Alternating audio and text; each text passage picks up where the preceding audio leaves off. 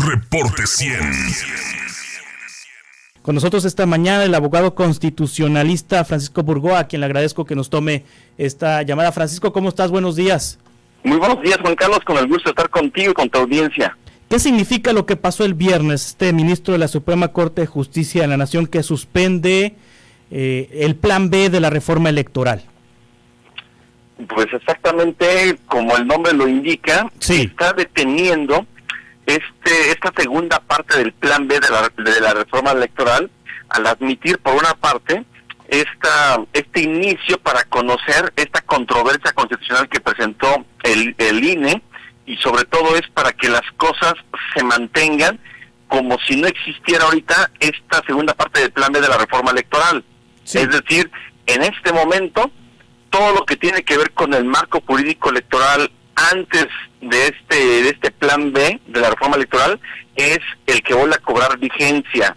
En este momento, esa segunda parte del plan B no tiene por qué entrar en vigor, ni por qué estarse aplicando, ni nada. Y eso implica, por ejemplo, que todas estas personas que integran el Servicio Profesional Electoral Nacional no van a estar siendo consideradas por parte del INE para poder estar rescindiendo ahí sus servicios. Entonces, esta suspensión es en el ejercicio de las atribuciones que tiene la Suprema Corte, con ese propósito de preservar la materia de análisis que en su momento van a realizar las 11 ministras y ministros de la Corte. Sí, la presidencia anunció que va a recurrir esta decisión del ministro de la Suprema Corte de Justicia de la Nación. Al recurrir esta decisión, la presidencia, ¿en cuánto tiempo se tiene que resolver lo que la presidencia está objetando? Bueno, por una parte me parece que es totalmente legítimo que la presidencia de la República se pretende inconformar, presentar un recurso de reclamación ante el Pleno de la Suprema Corte, para que sea el Pleno el que revise si esta suspensión que emitió el ministro Lainez es o no es correcta. Me parece que eso está muy bien. Sí. ¿Cuánto tiempo tiene el Pleno de la Suprema Corte? Pues no tiene un tiempo específico, pero de que tiene que resolverlo lo más pronto posible, lo tiene que resolver, y ojalá que realmente lo haga, porque uno de los puntos importantes que tiene que tener presente la Suprema Corte van a ser los tiempos, porque por ejemplo, en este momento, el proceso electoral del año 2024 iniciaría de acuerdo a la ley electoral anterior, es decir, esta que ya había sido modificada el próximo 2 de septiembre. Dada la suspensión del ministro Javier Lainez, el proceso electoral comenzaría el 2 de septiembre próximo, y de acuerdo a la Constitución, 90 días antes es cuando se tiene que llevar a cabo cualquier modificación al proceso electoral. Dicho en otras palabras, va a venir un tema muy importante de discusión sobre los tiempos que tiene la Suprema Corte para poder resolver este asunto.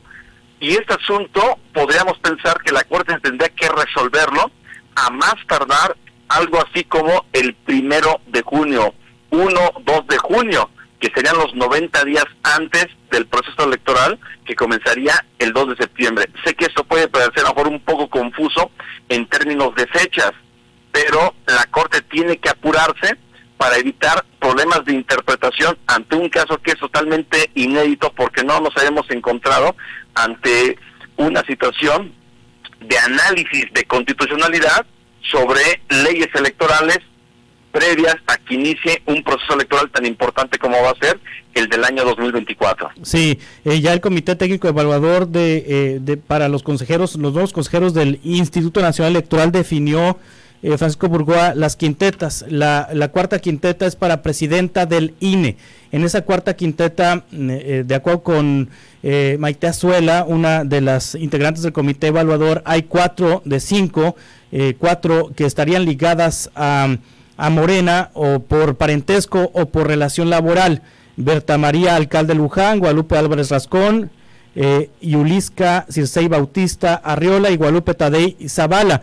De llegar una de ellas a la presidencia del INE, ¿se pudiera desistir de esta controversia ante la Suprema Corte? Es decir, ¿la nueva presidenta del INE puede desistirse? Es una pregunta sumamente interesante, Juan Carlos. La verdad es que no la había yo considerado, pero sí puede existir esa posibilidad de que si llega una persona totalmente afín al pleno de el Consejo General del Instituto Nacional Electoral pudiera tomar una decisión de esta naturaleza. Y aquí el tema es que esta controversia constitucional, quien tiene la representación es el secretario ejecutivo del Instituto Nacional Electoral, en este caso Edmundo Jacobo. Sí. Y aquí tendría que venir una instrucción del presidente del INE hacia el secretario ejecutivo para que pueda presentar un escrito de desistimiento.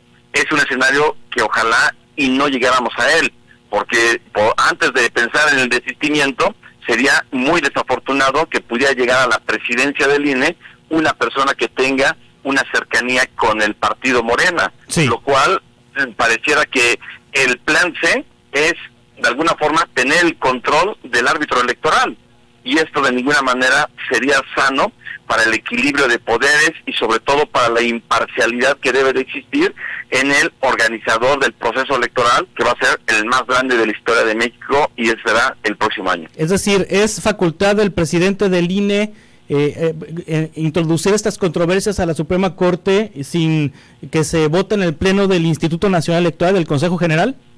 Así es, sí. Así es. Entonces pudiera ser la próxima presidenta, pudiera desistirse.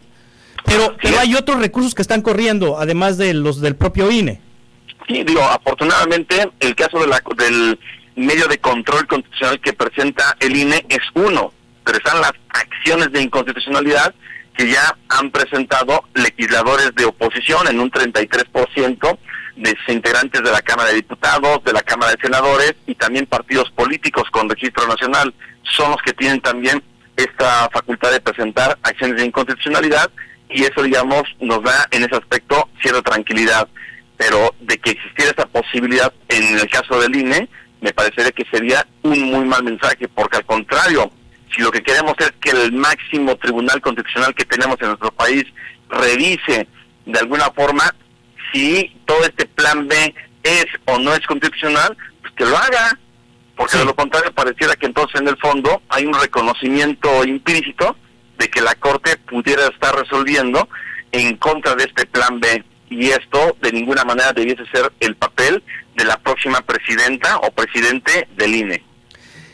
Francisco Burgoa, muchas gracias como siempre por aportarnos y por orientarnos sobre temas que tienen relación con la Constitución y con las leyes. Al contrario, Juan Carlos, te mando un abrazo. Gracias, hasta pronto. Reporte 100.